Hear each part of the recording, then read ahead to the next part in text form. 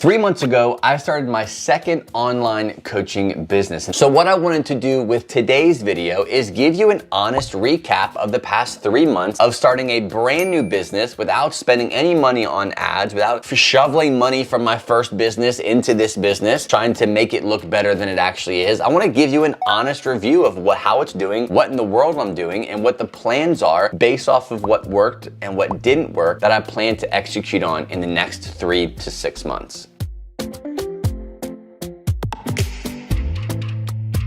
Now, if you're new here, my name is William and I teach people just like you how to start, grow, and scale an online business without the use of ads or needing a massive social following. So if that's you, you're in the right place. I've been passionate about online business for many, many years. My first business that is still currently thriving and growing to this day is fitnessforbackpain.com. I am a fitness professional who has been growing and scaling a multi-six-figure fitness business that is catered to people who are post-surgery, chronic low back pain, looking to get out of pain and build strength safely. I love that niche. I love what I do for that community, but I've always loved to teach people online business. So 3 months ago, I decided to start what you're watching right here, and that is me taking time out of my week to share the mistakes and the wins that I've made over the past 10 years of being in business online, and I've been sharing it for free through this channel. Now, I started this online business just to simply teach people what I know. I've got nothing to sell you whatsoever.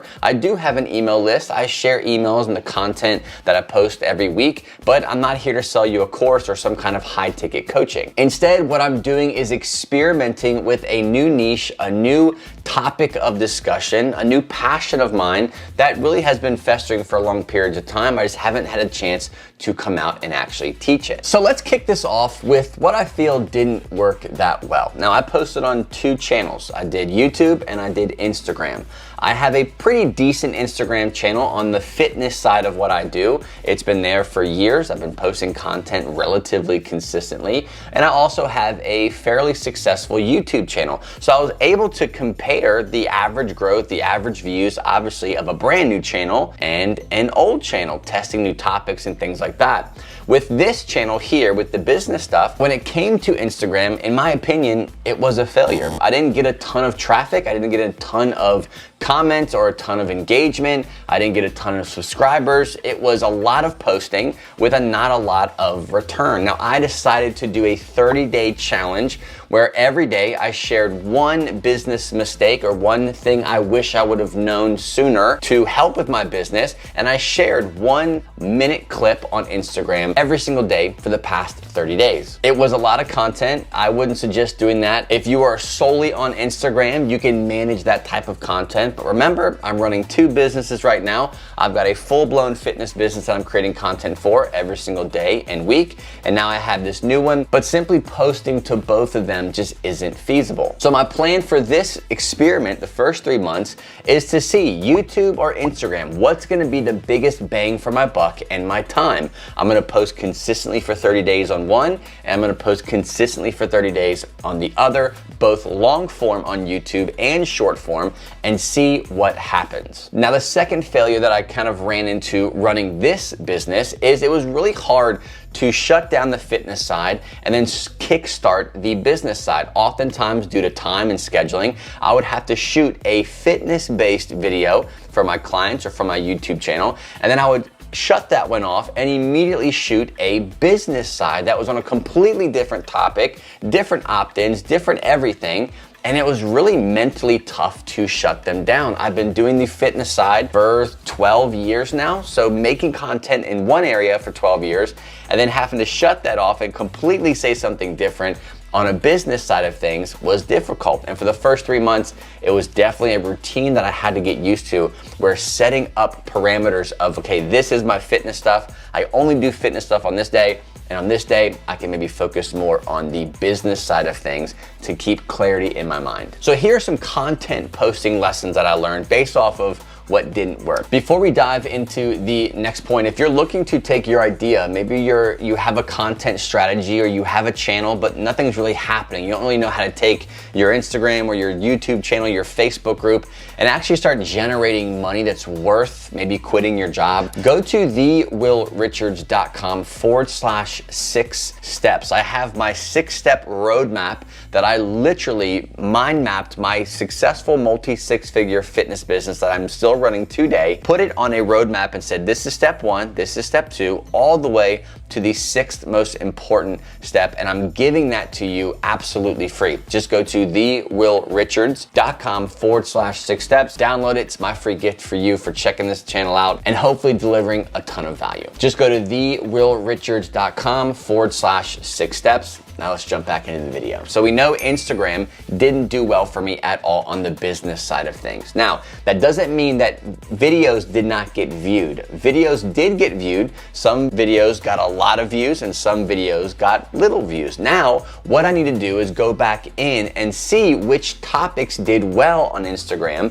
And then if I was gonna continue to pursue Instagram on that level, I would only be recreating content based off of what worked well. This is working smarter and not harder. I could easily just think of 30 more topics and post every single day, consuming all that time editing and shooting and posting. Or I could say, okay, what worked over the past at least 30 days, and then see from there what content can I recreate, have a different spin on it, or dive deeper into. The second strategy based off the Instagram experience that I've had, what I'm going to be implementing moving forward, is sharing more of my story. This has worked extremely well over the past 30 days in my fitness business, where I've been sharing more of my own testimony, my own struggles with chronic back pain before I actually share a tip for someone to implement. Where in this business here, all I've been doing is just sharing strategies. Hey, I wish I would have known this. Hey, this is what helped me get to this point in my business. And I would share a strategy that you can take action on. What I truly care more about is speaking to the person that I was when I first started my online business. There are some very specific details that no one really knows about, that what took me to get to the point where I see the amount of success that I see inside of my fitness business. So going forward, especially when it comes to short form or Instagram content, my strategy would be to implement more of my story, more of the real life in the trenches content before just focusing so much on the steps and the strategies. Now let's talk about what actually worked well. Remember I said I did Instagram and I did YouTube. On my fitness business side, YouTube is my #1 generator. Now I've been in business for a very long time on that side of the house, so I have a lot of SEO behind it. I've got a lot of articles, I've got a lot of videos and shares and collaborations, and it's a fully established, successful fitness business. Now, when it comes to this side of the business, I had nothing. Remember, I didn't promote, didn't do anything. I just started from zero. So I had my Instagram, I had my YouTube. Now with YouTube, what worked really well is the data that it was able to give me. The growth was faster. I ended up adding 22 subscribers to my YouTube channel. So if you're not a subscriber, please make sure to subscribe. But I added 22 subscribers to this YouTube channel, and I saw a lot of comments, a lot of growth, a lot of views, a lot of categories of people, categories of search terms that I know that I can recreate and dive deeper into to make more valuable content. What I've always loved about YouTube is it's a search engine. So for months and months and months, maybe even years and years and years from now, the content that I'm posting today can be found and be just as valuable 2 years from now than it is right now. And the other thing about YouTube is it's a cumulative growth, where as you continue to build momentum, as the YouTube algorithm learns what type of content that you're posting out, it's going to serve you in front of people who are looking for your types of content. And in my opinion, I think YouTube does this way better than Instagram does. Now, the same thing goes with the YouTube content. I've been sharing just tips and strategies as a business owner who is just starting out. Now, what I have not done very well is sharing my story. People don't want to hear another fitness guru or a baking guru or a dog training guru. They want to see someone who has walked a mile in their shoes and has actually created a solution for you to follow. And not only that, but that you can actually teach it in a simple way where people can start seeing results quickly. And a big part of my story is not the years of success that I've had online or the money I'm making right now or the people that I'm serving in my fitness side of the business, but it's really about, hey, I created a life for myself that 10 years ago I would have never thought I could do. I know exactly where you're at. I know what it's like to grow a business organically, not having the money for ads, not having the ability to do a bunch of collaborations or have someone famous share my stuff. No, I had to grind my way to the top, and I learned a lot and I invested a lot, and now I get to share that. And that's one of my favorite things to do when it comes to putting that story into the content. And I don't think I did a very good job in the first 30 days, but fully plan to dive deep into that topic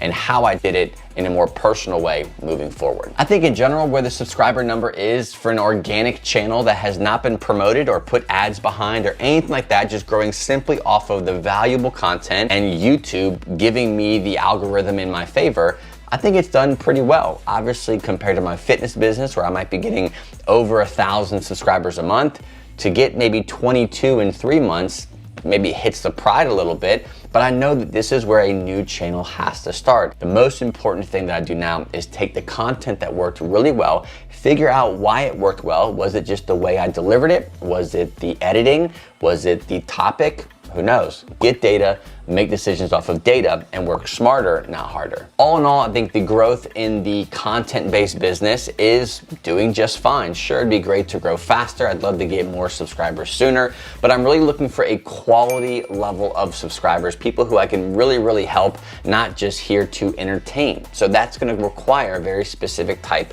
of content. I think what my plan is going forward is to really experiment with different, smaller, quicker win type of free gifts, where instead of just having one free gift, I have a few different topics that I offer free gifts, and maybe I will have a deep dive into a video just like this on some step-by-step strategies that they can go deeper with by simply just downloading that free guide and applying it right away. Lots of cool things to tweak. Again, I'm excited to continue to grow this organically. I'm not trying to put ads behind it. I'm not trying to take my fitness business and piggyback off of that to gain quicker success. I really want to do it from scratch, and I want to show you guys what it's actually like to grow an online business. So if you want to continue to see how this content-based business, which is really not selling anything right now, continues to grow from a value perspective, make sure you hit that subscribe button, like this video, and if you have any comments or questions on what I'm doing or what you should do in your business, leave them in the comment box below. Before you go, if you want to see how I took my fitness idea and grew it to a multi-six-figure business